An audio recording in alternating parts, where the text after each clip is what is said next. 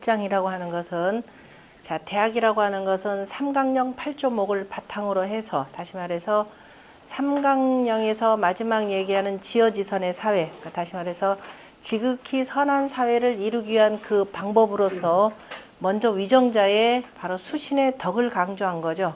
그것을 통할 때 비로소 사회가 균등하고 그 다음에 화합하면서 안정된 사회로 나아갈 수 있다라고 하는 내용을 보여준 것이었습니다.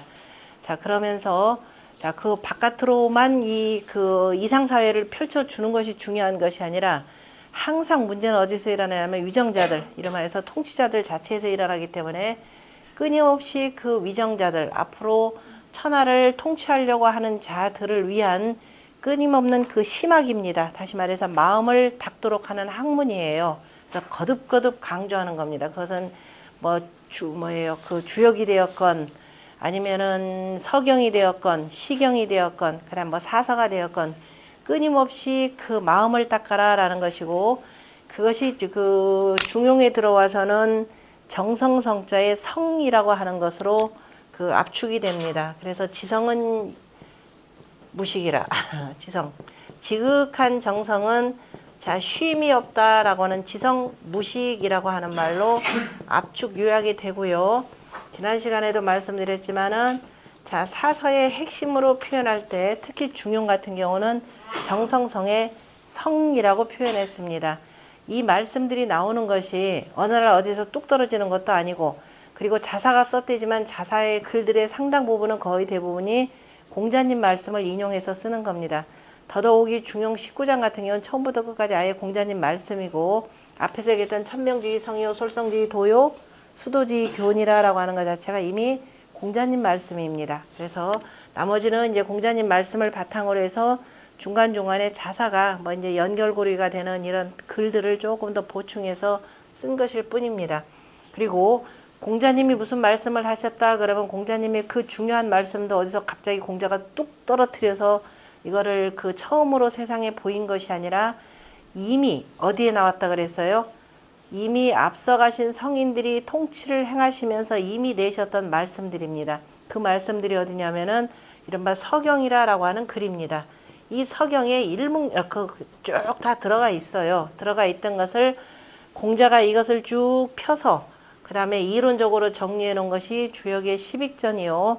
그 다음에 그것을 차곡차곡 펼쳐 놓은 것이 어쨌든 시서로 이렇게 해서 쭉 제대로 편찬해서 읽어 놓고, 그리고 본인 자신이 이미 그 성군의 입장이 되어서 그 다음에 역사를, 당시 춘추시대의 역사를 두루두루 잣대로 재어서 글로 남긴 것이 춘추라고 하는 공자 최후의 역작입니다.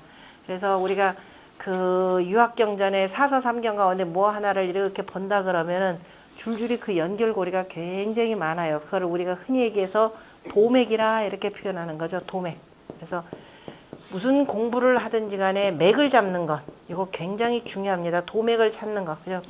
쭉 연결고리가 있는데 그 연결고리의 가장 윗단계로부터 아랫단계로 어떻게 흘러왔는지, 그래서 그 도맥이 순탄하게 흐르면은 이건 인정을 받는 것이고, 그러지 못하면은 이거는 이단이라 우리가 이렇게 표현을 하는 겁니다.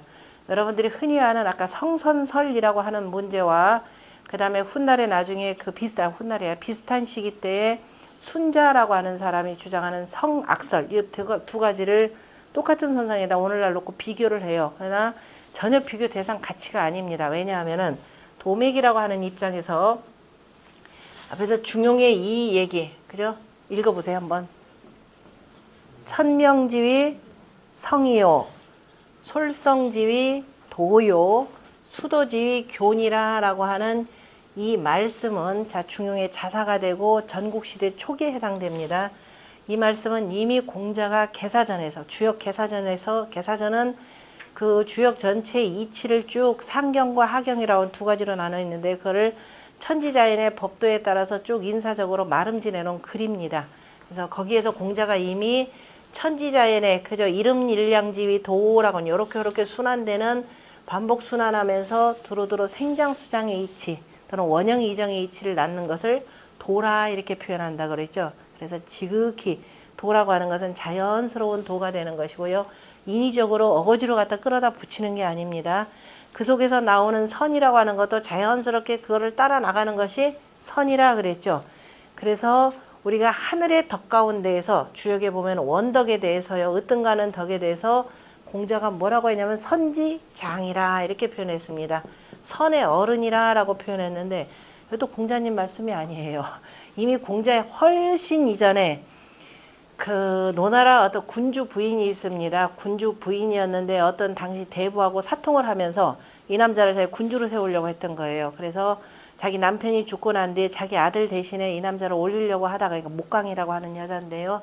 결국은 나중에 그 손자가 임금에 오를 때까지도 거기 그 자리에 있었는데 결국은 나중에 그 정쟁이 발각이 되고 결국은 동궁에 유폐가 됩니다. 유폐가 됐을 때 따르던 사람들이 그러죠. 점을 딱 쳐봤더니 주역에 탱리 숙계가 나옵니다. 거기 보면은 원영하니 이정하니라라고 하는 내용이 나오는데요. 지금 여기서 빠져나가면은 살 수가 있다 이렇게 얘기를 해요. 그래서 빠져나가십시오 그랬는데 아니라 거기서 딱 잘랐습니다. 그제서 이제 자기의 잘못을 한 거죠. 내가 이 이른바 그 군주의 부인으로서 이러한 사덕을 갖춘 것이라고는 아무것도 없다. 사덕을 갖추지 못한 상태에서 내가 나가서 살아봤자 그 무슨 삶이겠느냐라고 하면서 죽을 때까지 그냥 동궁에서 이렇게 죽었던 내용입니다. 그때 그 내용을, 그게 그 역사 기록에 나오고 그것을 공자가 주역의 이 건교의 원형 이정이라고 하는 것을 풀이하면서 바로 목강의 얘기를 바로 여기다가 그대로 대입해서 쓰죠. 그래서 원형 이정이 천지 자연의 덕이라 그러면, 특히 하늘의 천도라라고 하면은 사람이 그걸 그대로 본받는 것이 바로 뭐냐면 인예의지라고 하는 인예의치, 지라고 하는 것은 여기서 오늘날 공자가 당시 얘기했을 때는 간사라 얘기했습니다. 군자 조기 간사라, 이를 주장한다라고 하는, 요즘에 우리 무슨 위원회에 있으면 간사라는 말이 있죠. 이때 쓰인 말입니다. 그래서 굉장히 오래전에 이미 쓰여진 말들을 우리가 쓰고 있다라는 것이고요. 여기에다 지라는 말을 불어 넣어준 것은 물론 저 곤귀에도 나오지만은요, 구체적으로 이거에 대해서 사단설로 정리한 맹자가 있습니다. 자, 인의예지, 군자들은 자고로, 위정자는 인의예지를 해야 된다 그랬더니만은 맹자는 공자의 도가, 성인의 도가 사라질 것을 걱정하면서 공자처럼 본인도 철환주의를 하죠. 철환주의를 하면서 당시 제후들을 만나면서 내내 유세를 합니다. 제발 무슨 정치하라? 어진 정치하라 라고 이렇게 얘기를 하니까 그때 맹자가 한 방 먹었어요. 뭐냐면은 야, 너네 저기 선생도 이 도대체 인이라고 하는 것을 어렵다고 하는데, 그래서 인은 논어에 보면은 제자들이나 아니면 당시 위정자들이 선생님 인이 뭡니까 물어보면은 글쎄 그게 인일까? 인은 나도 잘 모르겠다 대답해요. 어떤 대부가 이 정도 정치를 하면 선생님 그 정도가 되면 인이라고 할 만하지 않습니까? 그러면 글쎄 그래 청렴하다고 할지언정 그게 아직 인인지는 모르겠다 이렇게 대답을 합니다. 그게 논어에 주야장창 나오는 인에 대한 내용이에요. 논어에 인이라고 하는 단어가 지라고 하는 단어보다 지하고 인이 가장 많이 나오는데요. 자, 지를 서술어로 쓰는 것을 제외한다면 실질적으로는 인이라는 단어가 제일 많이 나옵니다. 그런데 인은 이러이러하다라고 규정한 게 없어요. 개념 규정한 게. 누가 물어보면 글쎄, 심지어는 공자가 인에 대해서 이 세상에 인이 확 드러난 거는 바로 누구 때문이냐면 공자 때문입니다. 그 전에 인에 대해서는 거의 거론하지 아니해요. 아까 얘기했듯이 원자는 선지 장냐니, 자, 군자를 이것을 조기 체인이면, 이로써 인을 체득하면 하면서 이때 이제 주역에 언급이 됩니다. 그러니까 그 전에 한 200~300년 전에 언급이 됐던 내용이었고, 그러면 인이 그 전에 어디서 나왔느냐라고 찾아보려면은 가장 오래된 문헌이라고 하는 것이 서경의 글들이죠. 그래서 서경에도 몇 번 안 나와요. 요임금, 순임금이고 하은조 3대가 있는데 요임금, 순임금 때는 아예 안 나오고 저 주나라 때 한 5번 정도밖에 안 나옵니다.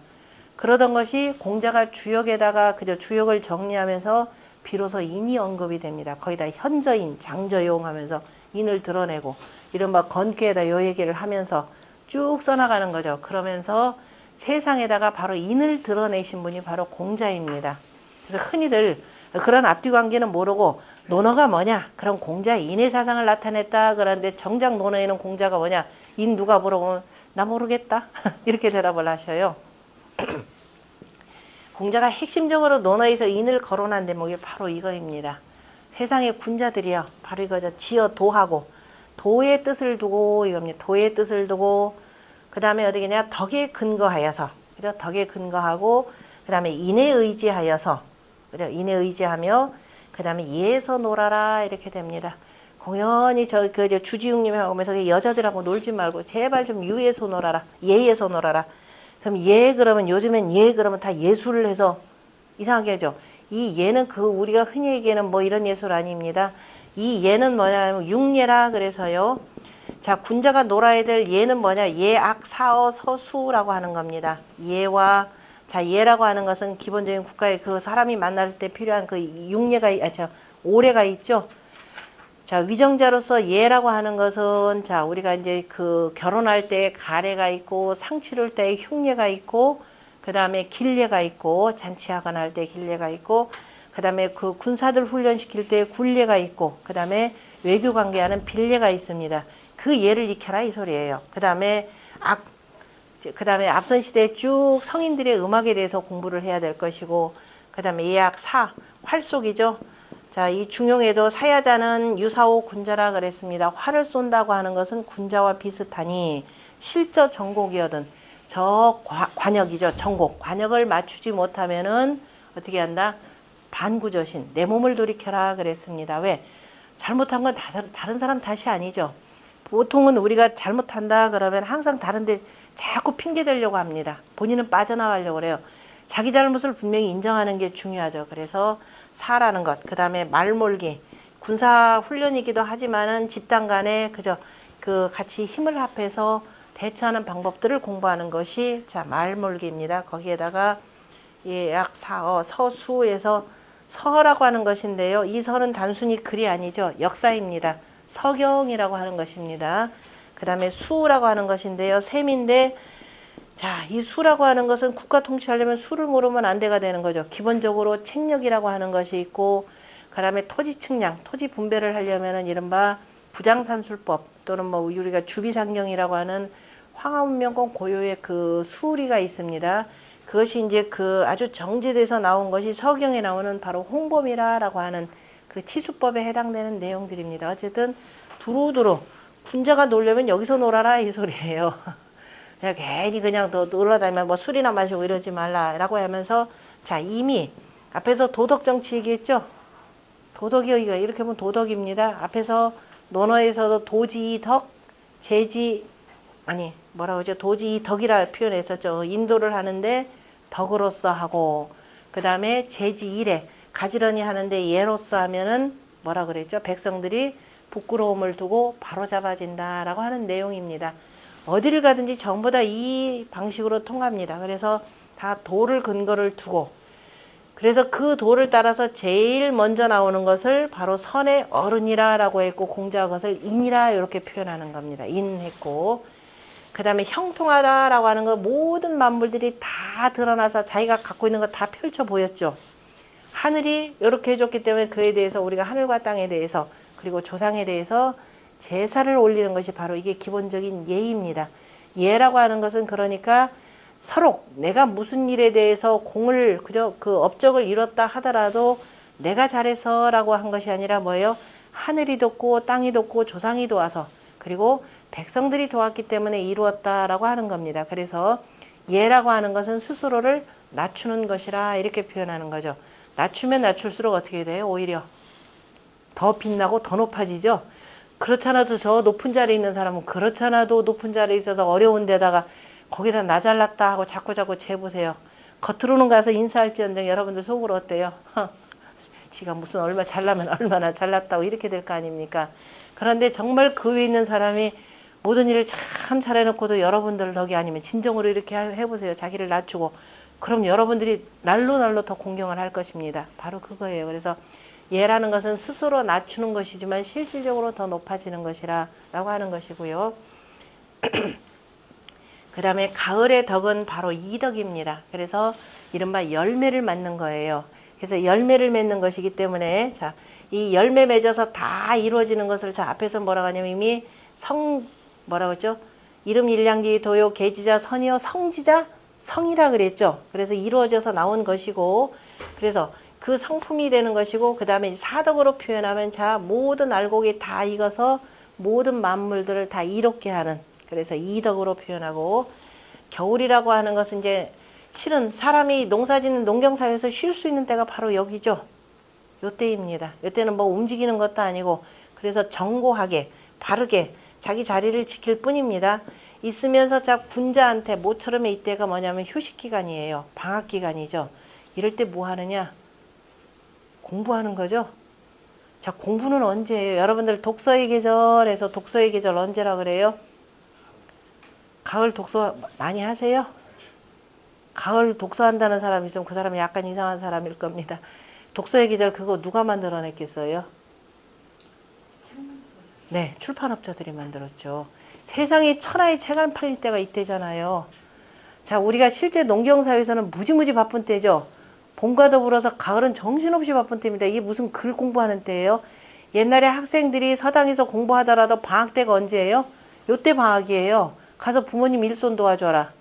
요즘에 이제 일손 도울 일이 없으니까 방학은 정말 뜨거울 때, 뭐 추울 때 이렇게 하는데 실제 방학은 이때예요. 굉장히 농사일 다 도와라. 그리고 그 다음에 이제 이 현대사회에 들어와서 뭐 일할 것들이 또 없잖아요. 그런데 가을이 되면 어때요?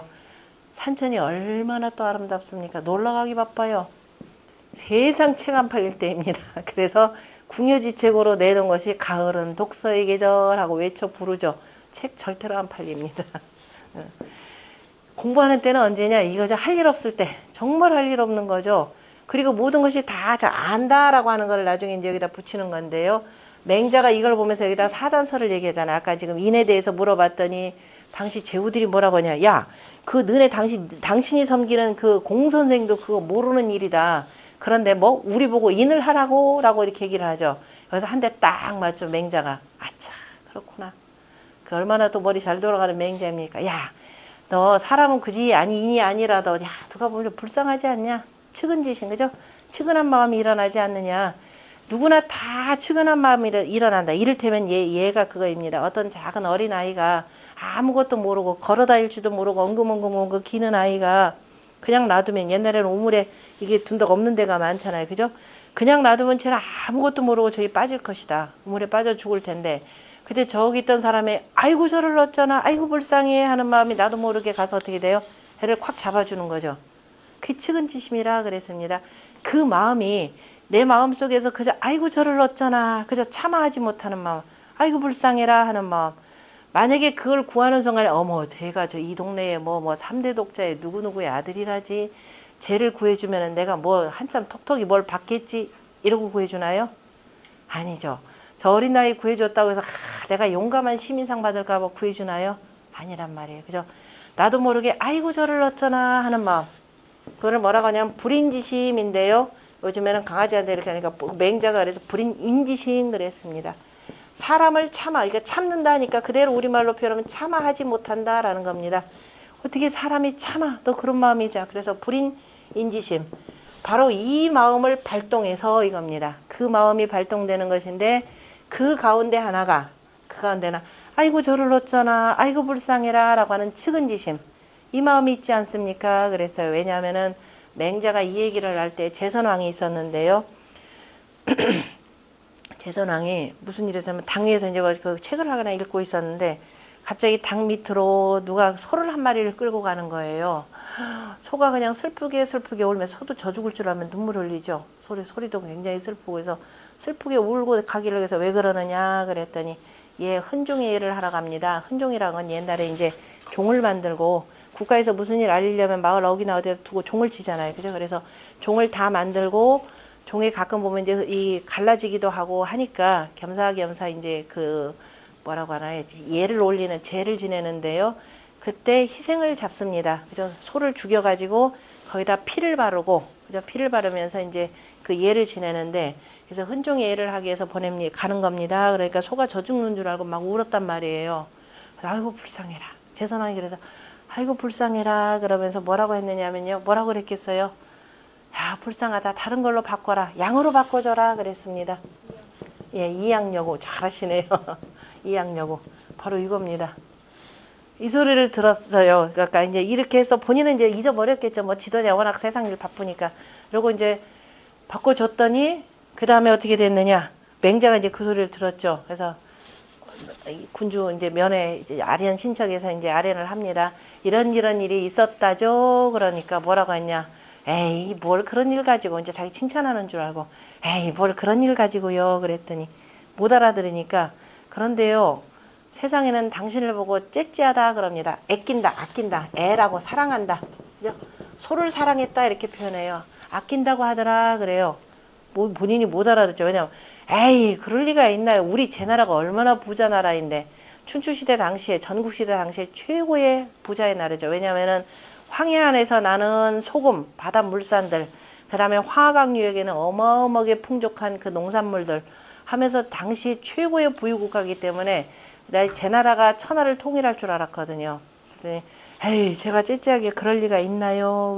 그랬더니 아 그런데 세상에는 임금님 보고 째째하다고 그러는데요. 그러길래 참 내가 그럼 그때 무슨 마음이 들었을꼬 이렇게 얘기합니다.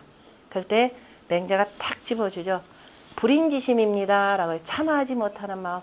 저 미물이 죽는데도 그러니까 슬프게 오니까 아이고 저 아무리 미물이지만 어떻게 돼 아이고 불쌍해라 하는 마음이 들었다라는 겁니다. 그랬더니 역시 내 마음을 알아주는 거는 당신밖에 선생밖에 없군요 라고 이제 기분 좀 좋았죠. 맹자가 그때를 놓칠세나 한마디로 얘기했죠. 당신은 자 그런데 그거 뭐냐면 자 소는 당신 눈앞에서 저렇게 운다고 불쌍하다라고 보이고 양은 보이지 않는다고 불쌍하지 않습니까? 죽는 건 둘이 똑같은데 얘기를 하는 거죠. 거기다가 하나 더 끌어다 붙이죠. 당신이 이름하여서 전쟁을 일으켜서 얼마나 많이 무수한 백성들을 죽입니까? 그래요. 그 백성들 죽는 거 불쌍하지 않습니까? 자 짐승 죽는 거에 대해서는 아이고 어쩌나 이런 마음 하고 사람 죽는 거에 대해서는 그런 마음 없습니까? 라고 하면서 도출해내는 게 이름하여서 유명한 사단론입니다. 그래서 측은지심이라 라고 하는 것은 인내실말이요. 그 다음에 사람이 무슨 일이 있으면 나보다는 그 사람을 도와줬으면 더 좋겠다. 그 사람이 능력이 있으니까 나보다 다 하는 게 좋겠다라는 사양지심이 있죠. 예전에 가면 집에서 밥 먹고 가세요. 그러면 아이고 아니에요 하는데 몇 번을 잡아요? 3번을 잡죠. 3번을 잡으면 마지 못해서 이렇게 들어갑니다. 요즘에는 시어머니가 오셨다가 어머니 식사 좀 하시고 가세요. 아니야 나 바빠서 그냥 갈래. 그러면 얼른 기다렸더니 네 안녕히 가세요 이러잖아요. 그죠? 요즘엔 사양하는 마음이 없습니다. 서로 간에. 그럴까봐 이제 우리 밥 먹고 가자 이렇게 하는데요. 그래서 사양지심은 바로 예의 실말이라 이렇게 표현하고 그 다음에 가을이면은 자 오곡백과를 다 거둬들이는 거죠. 항상 보면 99개 가진 자가 1개 가진 자 뺏어가지고 자기가 다 채우려고 그러죠. 그런 자들을 보고 우리가 뭐라고 하냐. 보통 일반인들은 그런 자 미워하죠. 미워할 숫자입니다. 자, 부끄러워할 숫자. 좀 그냥 그렇게 하는 마음을 제발 좀 부끄러워하라. 그리고 그런 사람 미워하는 마음. 그죠? 부끄러워하고 미워하는 마음은 의의 실말이라 그랬고 그 다음에 누가 가르쳐주지 않더라도 본인 스스로도 알죠. 저기다 비자금 저렇게 하면은 나쁜 짓 알고 온갖 차별계좌 다 하는 거. 누가 가르쳐주지 않더라도 이게 옳고 그른 마음. 그죠? 시비지심. 옳고 그름을 가릴 줄 아는 마음은 바로 지혜 실말이라 이렇게 표현했습니다. 그래서 이 사단을 넓히면 누구든지 다 뭐 할 수 있다? 인내의지에 도달할 수 있다라고 하면서 설파를 합니다. 이 맹자를 누가 당해요? 그래서 맹자 호변이라 그래서 맹자 7편을 읽은 사람하고는 예로부터 말도 하지 말라 이렇게 얘기를 합니다. 뻔뻔 다 논리적으로 또 당하니까요. 그러면서 자, 근데 이제 당시에 우리가 이 유학에서요. 사람의 이 성품을 어떻게 보느냐가 굉장히 중요합니다. 왜냐하면 통치의 방식이 달라져요. 사람이 만약에 애초부터 악하다 그러면 어떻게 되겠어요? 그 악한 짓 못하게 제지를 해야 되겠죠. 그럼 뭐가 우선이 되느냐면은 철저하게 뭐냐면 법치 방식입니다. 철저하게 법으로 다 통제를 하려고 할 겁니다. 그러면 이른바 거의 공포정치가 실시가 될 겁니다. 그런데 아니다. 사람은 타고나면서 본성이 뭐하다? 선하다 그러면은 선한데 다만 여러 가지 주변적 정황에 의해서 이것이 가려졌다.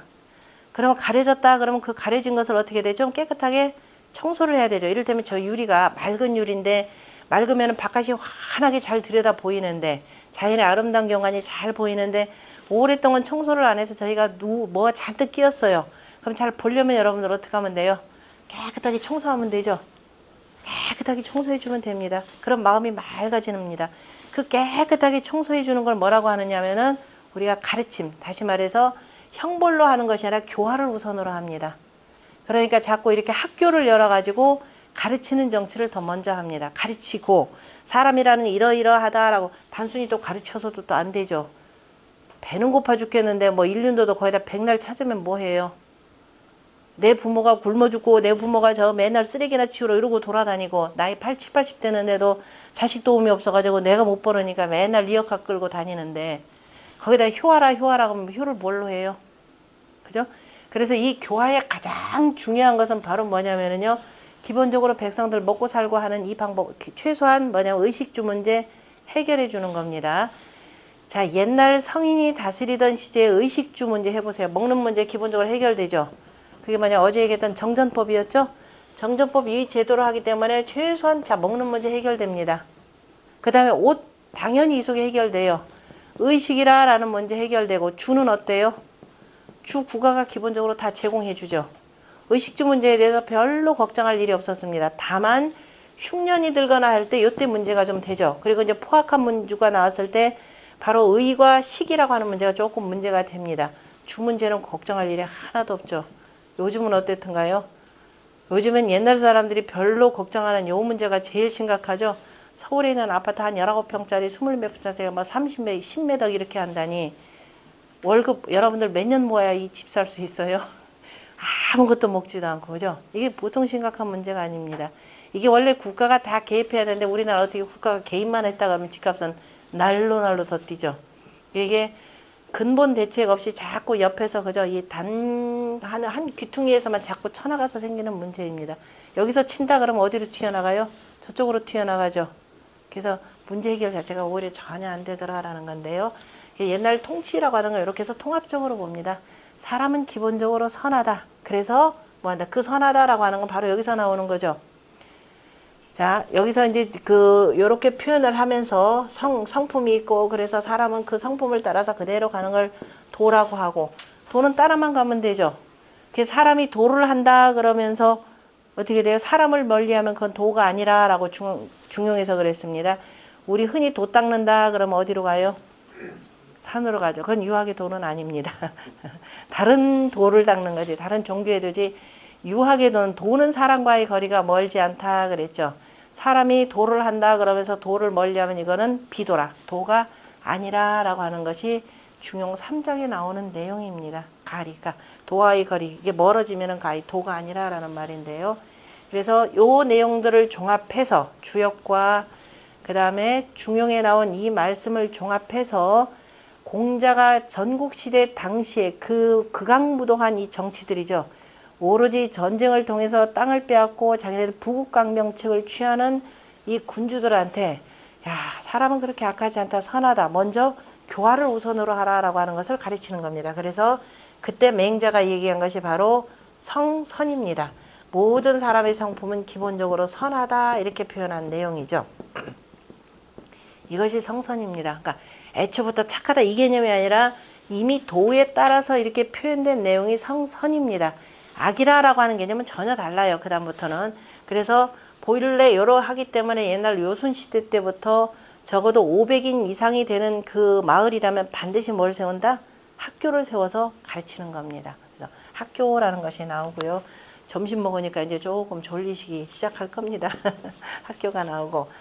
그래서 이 성선이라고 하는 거 굉장히 중요합니다. 그래서 뭐냐면은 그냥 법으로 다스리는 것이 아니라 자, 바로 덕으로 덕치가 돼야 되는 거죠. 덕치가 되려면은 바로 위정자의 스스로의 뭐냐면 수신의 도가 필요한 겁니다. 그래서 이 방식으로 나가는 것이고, 그 다음에 이 성에 대해서 자, 이 공자가 이 계지자 선이요, 성지자 성이라고 했을 때 그러면은 천지자연의 이치에 따라서 쭉 돌아가는 거죠. 이것을 송나라 때 정자라고 하시는 분이요. 여기에 대해 성이라고 하는 것은 바로 뭐다? 이치라 이렇게 표현을 했습니다. 이걸 주자가 그대로 받아서 역시 그대로 해석을 하죠. 성은 곧 이치다. 그래서 뭐가 성립이 되느냐면은 성리학이라고 하는 것이 생겨나는 겁니다. 여러분이 보니까 자료 보니까 앞서가지 강의하신 분들이 전부 다 주자학으로 얘기했던 내용이에요. 그 주자학이라고 하는 것은 지금까지 해석하고는 조금 다른 방식입니다. 뭐냐면은 자, 지금 이때 당시가 정자와 주자가 살았던 당시가 뭐냐면 북송에서 남송으로 바뀌는 때입니다. 그때 원나라 침입이 들어와서 송나라가 나중에 결국은 망하죠. 북송에서 저 남쪽으로 쫓겨가는 겁니다. 그래서 쫓겨가가지고서는 근데도 불구하고 여전히 귀족들은 사치스러운 생활을 벗어나지도 않고 오로지 불교에만 심취하고 이걸 본 주자가 입에 개거품 물면 정말 개거품 물면서요. 저 노불의 무리들 이렇게 아예 그 정리를 합니다. 노 하면 늙을로자 해서 노자죠. 불 하면 부처불자 해가지고 저 노불의 무리들 도가와 저 불가의 무리들 때문에 이놈의 정치가 다 망가진다. 성인의 도가 다 가려지고 없더라라고 하면서 자 사람의 성품 자체가 이치다라고 이렇게 표현하는 겁니다. 바로 성선과 성리 개념에서 성리라고 하는 것은 후대에 그래서 유학입니다. 그래서 신유학이라 지금 오늘날 이렇게 붙이는 내용이에요. 근데 오늘날 우리나라의 유학계는 요거 못 벗어나고 있습니다. 그냥 우리는 아예 이런 것 자체에서 아예 접근조차도 안 돼 있는 상태에서 아무것도 모르는데 성장만 자꾸 얘기하면 이해하기가 무지무지 어려워져요. 용어들만 어려워지고. 그래서 다시 우리 같은 경우는 이제 다시 근본으로 돌아가라라고 하는 원시 유학을 더 우선적으로, 그러니까 직접적으로 공자 말씀이 뭔지, 그 다음에 맹자 말씀이 뭔지, 대학의 그죠? 증자와 자사의 말씀이 뭔지를 우리가 구체적으로 들여다보면서 그 당시의 실정과 더불어서 따져야 되는 겁니다. 그래서 그 함대 거쳐서 보는 것보다 여러분들이 직접 보는 것이 가장 중요해요. 그래서 이제 그 중용이라라고 하는 글도 그야말로 그 전국시대 때 굉장히 어지러운 속에서 나왔기 때문에 자, 어느 한쪽으로 치우치지 말고 떳떳한 정치를 해야 된다라는 중이 가운데잖아요. 그죠? 중인데 자, 뭘 쓰느냐? 용이라고 하는 말을 썼는데 그 용이라는 말이 어디서나 다 주역에서 근거를 하는 겁니다. 주역의 맨 첫 번째 괴가 여러분들 모르더라도 무슨 괴라 그랬어요? 하늘괴가 되는 거죠. 건괴입니다. 중천 건괴가 되고요. 아까 지금 건괴에 대해서 공부 많이 했습니다. 원, 형, 이 정도 공부했고요. 그 다음에 인예, 의, 지도 공부했고요. 그럼 기본 핵심은 다 공부한 겁니다. 그 다음 맹자, 사단설까지 공부했죠. 봄, 여름, 가을, 겨울까지 다 공부했죠. 여러분들 저 도표로 조금 그리면 저런 방식의 그림들이 나오는 겁니다. 자, 그 두 번째 효다 그러면 자, 하늘이라라고 하는 것은 모든 그 때를 다 주관하기 때문에 때를 나타내는 그 뜻으로 표현을 했습니다. 그럼 때를 나타내는 비유적 상징물을 표현하는데요. 왜냐면 하늘의 모양을 뭐라고 얘기할 수가 없으니까. 그래서 하늘을 짐승한테 표현해가지고 말이라라고도 표현하고 여기서처럼 용이라라고도 표현합니다. 용을 본 적이 있나요? 라고 물어보면 이제 이게 뜻글자죠. 사람들은 용 그러면 물론 이제 옛날에 용을 봤을 수도 있고 아니할 수도 있고 자 용이라고 하는 글자를 잘 보시면은 바로 하늘이 때를 주관한다라고 하는 것을 볼 수가 있습니다. 용이라는 글자가 어떻게 구성이 되어 있느냐면은 설립자로 되어 있죠. 맨 위가 세웠다라는 겁니다. 뭘 세운 거예요? 밑에 달월자죠. 달을 세웠다라는 겁니다. 달력이죠. 1년 12달. 해가 한 바퀴 삥 돌아가는데 1년 12달을 세우는데 1년 12달을 세우는데 달은 원래가 우리가 해 운행을 가지고 표현하는 거니까 해는 1년 366일을 기준으로 하고 달은 29일, 30일 달 이렇게 돼 있잖아요. 여러분들 서양 달력이 정확해요? 동양 달력이 정확해요? 다 둘이 똑같죠. 뭐 다만 정확하게 그때그때 날짜를 표현해 주는 것은 달이 훨씬 더 합리적이죠. 그냥 저 서양의 달력은 뭐라 그랬어요? 그냥 1년 12달에서 동양이 이렇게 만들어내니까 걔네들은 굳이 농사짓고 할 필요가 없을까? 뭐 윤달이다 24절기다 다 필요 없죠. 그냥 1년 해놓고 나서 거기다가 적당히 딱 잘라가지고 12달에서 며칠이에요? 우리 달은 보통 29일, 30일로 이렇게 운행을 합니다. 그런데 거기다 만약 30일, 31일 되는 겁니다. 그런데 태양력도 미세하게 365. 얼마 나가니까 이것도 벌써 1년 지나면 하루 생기잖아요. 이사니까 그죠? 그러니까 4년마다 윤달 한번 듭니다. 그리고 또 미세한 차이가 사이면 또 몇백 년마다 또 한 번씩 또 날짜 또 하나 올려야 될 겁니다. 그렇게 한 사람들이 또 내가 이렇게 했다고서 거기다 또 기록하죠. 그게 뭐예요? 달력에서 7월달 뭐예요? 7월달 이름이 영어로 뭐라 그래요? 줄라이. 율리우스 시저. 내가 했다 이렇게 표현했어요. 내가 고쳤다. 그래서 하루가 늘렸다. 그래서 옛날에 우리 달력 외울 때 1, 2, 3, 4, 5, 6 새끼손가락에다 7, 8 이렇게 외우죠. 7월달, 8월달은 둘 다 31일, 31일이다. 한 번은 자가 30일, 31일, 30일, 31일 넘어가야 되는데 여기다 두 개를 해서 이렇게 우리 외웠잖아요. 어렸을 때 그렇게 공부 안 했어요? 했죠. 이 충청도 쪽에 선생님들이 뭐 잘 가르쳐 줬는데 그렇게 외웠단 말이에요. 왜냐하면 율리우스 시저 그렇게 했죠. 그랬더니 그 다음에 또 누가 나타나느냐? 아우구스투스. 그죠? 이 황제도 나타나서 나도 했다 해놓고 8월 달도 31일 해놓고 우리가 줄라이, 어거스트에서 오늘날까지 두 황제가 이랬다라고 합니다. 자, 우리 동양 문화에서 황하문명권 문화에서 사람 이름 붙이든가요, 안 붙이든가요? 자, 우리가 얼마나 철저하게 지금 서구화됐는지 여러분들 모르게 그게 잘못되어 있는지도 모르고 지금 쓰고 있습니다. 자, 여기 세종시 생겼죠? 옛날 지명에 사람 이름 붙이든가요? 건물에다가 죽은 사람 이름 붙이든가요? 세종이 대단히 훌륭하시더라. 그럼 세종시 하나 딱 붙여놓고 서울에 가면 또 세종로도 있어요. 그 사람 용량의 기국이 그거밖에 안 됩니다. 그 원래 사람 이름 안 붙여요. 더군다나 죽은 사람 이름을. 우리는 이치를 가지고 따서 붙이죠. 이 모든 갖다 이름 붙이는 건 서양 애들이에요. 이치 자체를 모르니까. 우리 같으면 이치를 따져가지고 무슨 논에서 음양오행론 하면 이렇게 나오는 거지. 나 복희씨가 그거 만들었다. 복희씨가 만들기 전에도 이미 음양오행은 다 있는 거죠. 하늘과 하늘이 계속 돌면서 낮과 밤이 있고 사계절 이미 있는데 후대의 사람이 그 규칙을 만들어서 달력으로 쓸 뿐입니다. 사람은 쫓아서 쓸 뿐인데 사람이 천지자인님이 이렇게 만들어 놓은 걸 사람이 이만큼 해놨다고 마치 지가 다 한 것이냐. 거기다 자기 이름 달아서 써요. 동양에 애초에 옛날 거 다 건축물이나 뭐 한번 다 보세요. 사람 이름 붙이는 거 단 하나가 없습니다. 그러다가 어느 날 아까 그 방향 있죠? 방향 그렇게 딱 세워지면서 어느 날 율곡로, 퇴계로, 세종시 또 뭐가 있어요. 이런 것들이 막 생겨납니다. 이런 식이에요. 그리고 도로 명소로 전국적으로 바꾸면서 얼마 죽지 않은 우리 서울 같은 데 뭐 가인, 김병록길 이런 것까지 생겨납니다. 얼마나 우리가 뿌리 뽑혀서 살고 근본 없이 그냥 살아가는지라고 하는 걸 보여주는 대표적인 사례들이죠. 옛날 분들이 보면 기절초풍할 겁니다. 저것들이 근본이 있는 거요, 없는 거요 해가면서.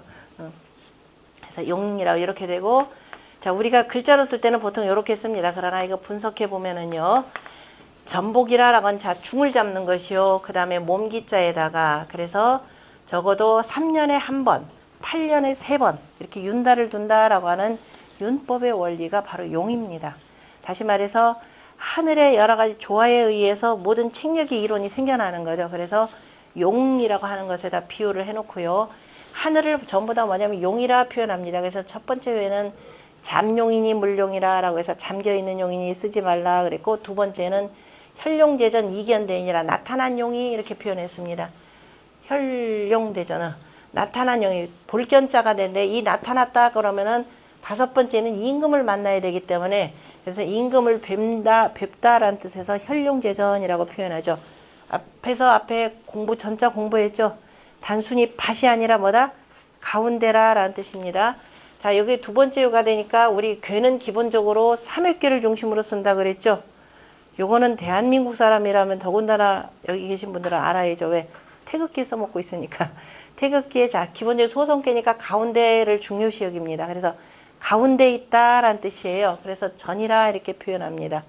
맨 위에 있는 여기 임금 같은 경우는 비룡제천 이렇게 되죠. 하늘로 표현하니까 나르는 용이 하늘에 있다 이렇게 표현하는데요. 그래서 혈용제전 이견대인이라 나타난 용이 지금 이 한가운데 그죠? 저 아래 가운데 세상 사람들 그 가운데 속에 있으니 중용의 덕을 갖고 그래서 대인을 봄이 이롭다라고 하는 것은 이러한 훌륭한 사람이 있으면 누가 발탁해야 돼요? 이런 훌륭한 임금이 발탁해서 나라 일을 하는데 써야 된다라는 의미에서 대인을 봄이 이롭다 이렇게 표현을 했습니다.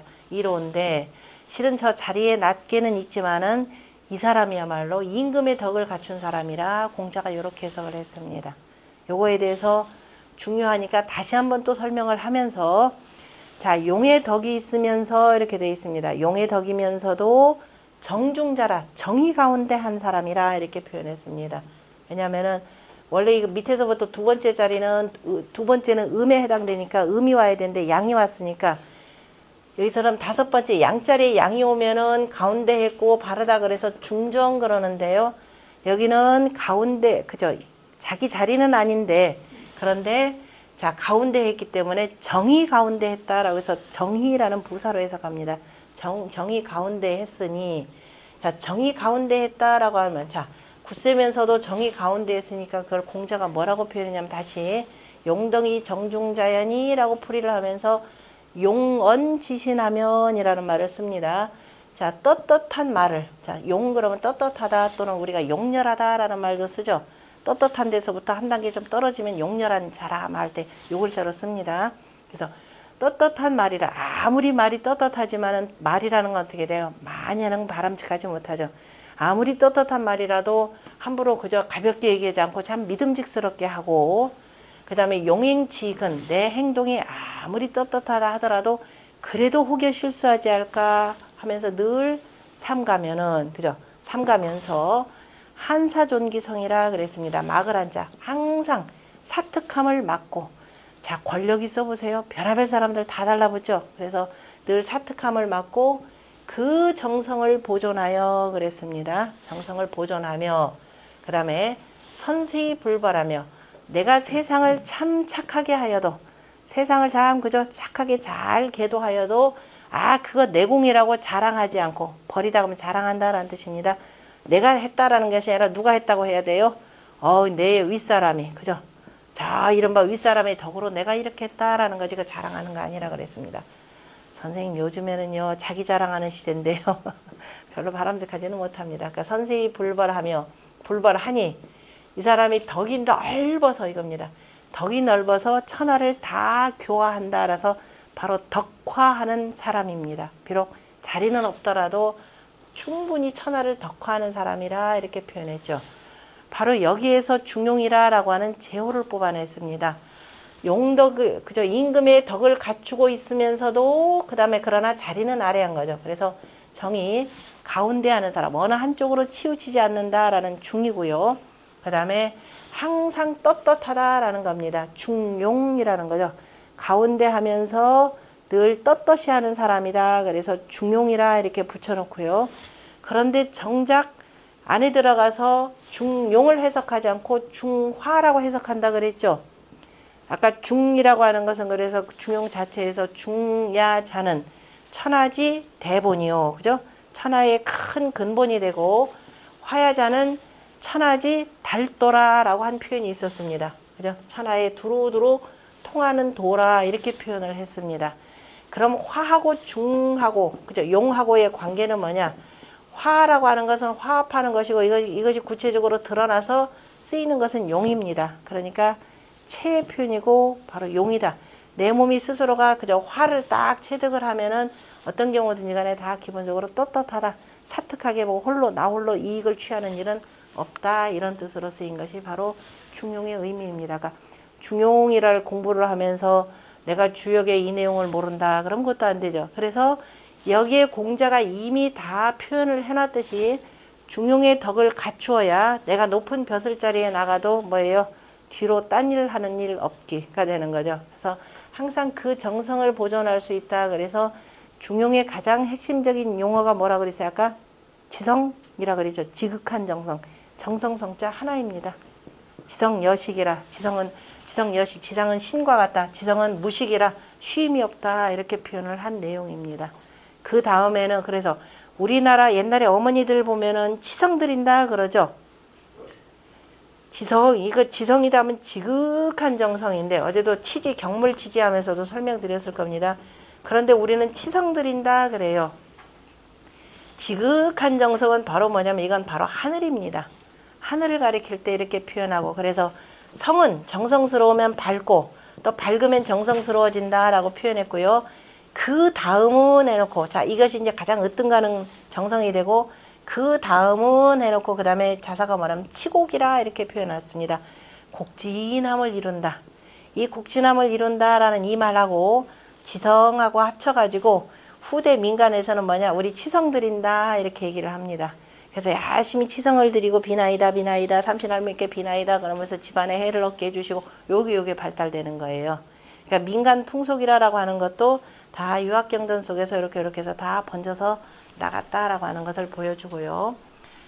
자, 그래서 요 내용이고, 그러면은 이와 같이 중용의 도를 이루려면 아까도 논어에서도 얘기했고 배우고 그 다음에 정치를 하는데 가장 그래서 기본이라고 하는 것은 뭐냐면은 일륜이라 이렇게 표현했습니다. 자, 유학의 그 논리라고 하는 일륜의 그 법도 예와 의라고 하는 것을 조금 봐야 되는데요. 그거를 공자가 주역 개사전에다가 어떻게 정리를 했느냐면은 자, 이 천지가 시작되고 나서부터 자, 인류 사회가 있기까지의 과정을요, 어렵지 않습니다. 대단히 간단한 그 과정입니다. 유천지연후에 그랬습니다. 천지가 있은 뒤에, 천지가 없으면 우리 굳이 얘기할 필요가 없는 거죠. 사람이라고 하는 건 천지가 있은 뒤에, 유천지연후에 그 다음에 뭐가 있어요? 둘이 만나가지고 뭐 생겼다 그랬죠? 만물하고 이렇게 돼, 만물이 있고 유만물 연후에 그 만물이 있고 난 뒤에는 그 다음에 그 중에서 가장 어떤가 누구예요? 사람이죠. 그럼 사람은 하나가 아니라 누구예요? 남녀로 표현합니다. 유만물 연후에 유남녀하고 이렇게 돼 있죠. 다시 말해서 양물인 남성과 음물인 여성 이렇게 있다라는 거죠. 요들이 그냥 만나는 게 아니죠. 일정 정도 때가 돼야 되는 거죠. 어른이 돼서, 그죠? 유남녀 연후에 그 다음에 결혼을 하는 거죠. 가정이라고 하는 것은 자, 만복의 근원이요. 그 다음에 자, 생민의 시작이라고 표현했습니다. 가정이 이루어져야 그죠? 가족에서 백성들이 불어나는 거니까. 그래서 유남녀 연후에 그 다음에 뭐가 되냐면은 유부부하고가 되는 거죠. 비로소 최소 단위의 사회적 관계들이 여기서 생겨나는 겁니다. 그래서 유부부 연후에 이제 부부가 있으면은 그 다음에 뭐예요? 어른하고 아이 자식 관계가 있는 거죠. 유부부 연후에 누구냐? 이제부터는 이제 양선 의무입니다. 남자를 우선적으로 챙기죠. 그 다음에 유부자하고, 그럼 모자는 없나요? 당연히 있는 겁니다. 유부자하고, 유부자 연후에, 이렇게 돼서 이제 이게 바깥으로는 남자들 사회생활을 이루는 거죠. 유부자 연후에 유군신하고 얘기가 나옵니다. 아마 이 내용은 아마 근데 안에 빠진 것 같으네요. 유군신하고, 다시 말해 사회적 관계죠. 이제 본격적인 사회적 관계가 되고 상하질서 관계가 되는 거죠. 옛날 사회에 사회적 관계가 되고 유군신연에 이제 비로소 뭐가 돼요? 아, 윗사람, 아랫사람이 있는 거죠. 부모 자식 간에 위다 아래다 없는 거죠. 부자, 뭐 해야 돼요? 부자 유친이죠. 부모 자식 간에는 친함이 있죠. 그런데 어느 날 아버지와 자식 간에는 무슨 관계가 성립이 돼요? 엄하게 이렇게 되는 거죠. 여러분들 공부 잘못한 거예요. 그 성리학자들 잘못 정리 안 돼서 전부 속아서 사는 거. 분명히 오륜에 보면 부자 유친이에요. 아버지와 자식 관계, 부모와 자식 관계 친해야 된다 그랬지. 누가 거기다 엄하라 그랬어요. 아주 요즘 젊은 아빠들이 잘하는 거죠. 아주 친해야 되는 겁니다. 유군신연후에 이제서 이제 상하관계가 생기죠. 그럼 상하관계가 생기면 뭐가 필요해요, 속에서? 윗사람은 윗사람답게, 아랫사람은 아랫사람답게 처신 잘해야죠. 그게 바로 뭐냐면은 예의라고 하는 겁니다. 그래서 예와, 그죠? 예의 소존이라 그래서 예와 의를 두느니라라고 이렇게 표현합니다. 요게 자, 유학의 가장 핵심입니다. 천지자연의 이치로부터 시작해서 어디까지? 바로 일륜의 법도가 나오는 바로 예의라고 하는 것이 예가 성립되기까지입니다. 자, 그래서 유학은 기본적으로 뭘 바탕으로 하면 일이관지라고 하죠. 요걸 바탕으로 하는 거죠.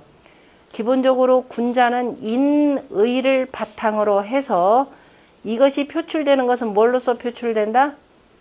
예로서 표출된다 그랬죠.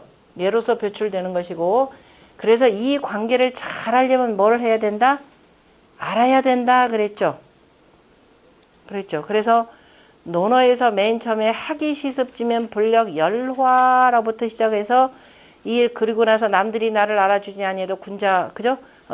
성내지 않으면 군자가 된다 해놓고 맨 마지막에 그리고 나서 배워라 그랬는데 아직도 모르니라는 말로 한다 그랬죠. 아직도 모르면 이건 군자됨이 없다 그랬죠. 그래서 맨 마지막에 1절이 뭐냐면은 부지 명이면 그랬죠. 다 명을 알지 못하면 무의위 군자예요. 군자됨이 없고 그랬습니다. 그 군자가 설 때는 뭘로 서야 돼요? 예로서 서야 되죠. 그래서 부지 예면, 얘를 알지 못하면은 무이 임야요. 이로써 서지 못하고 그랬습니다. 그리고 중요한 거 사람 관계라고 하죠. 말. 그죠? 부지 언이면 말을 알지 못하면 무이 지 있냐라. 이로써 사람을 알미 없다. 세상 사람들 속에서 살아간데 사람을 알지 못한다. 그래 무슨 통치를 하겠느냐, 무슨 군자가 되겠느냐라는 겁니다. 그래서 유학은 끊임없이 뭘 요구한다? 알아야 된다라고 하는 것을 강조한다 그랬죠. 누가 가르쳐 주지 않았는데 그래서 일륜지 법도를 알면은 이걸 뭐라 그런다? 생이 지지자 최고죠. 자연스럽게 그렇게 알아서 효도를 하고 크게 지혜로우신 분이 누구냐면 순임금입니다. 그래서 천하의 참 완악한 부모 밑에 태어났는데 요임금의 뒤를 이어서 요임금이 임금 자리를 물러줬어요. 세상의 천자의 자리를. 천자가 되신 분입니다. 지혜예요. 그렇게 해서 생이지지자가 있으면 얼마나 좋겠습니까? 그런데 내가 부족하다 그러면 나도 배워서 하지 학이지지가 되는 거죠. 그래서 배워서 하면은 두루두루 나한테 이로운 점이 많을 겁니다. 그런데 좀 배우지 않다가 나중에 보니까 아이고 이거 얼마나 고통스러울지 모르죠. 참 고뇌집니다. 두루두루 고뇌죠. 그래서 고니지지가 되는 겁니다. 고니학지, 고뇌서 배운다 이렇게 돼요. 이때는 이제 고나기 때문에 학지한다, 배운다. 그래도 그 다음에 다음 단계죠.